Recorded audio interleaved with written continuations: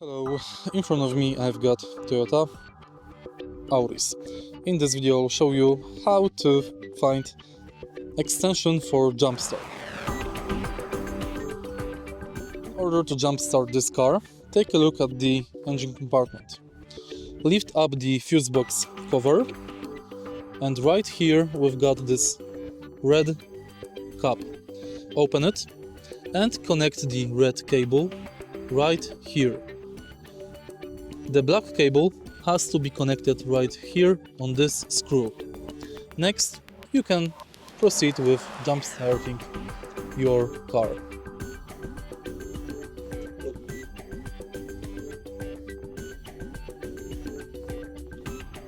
If you find this video helpful, please leave like, comment and subscribe.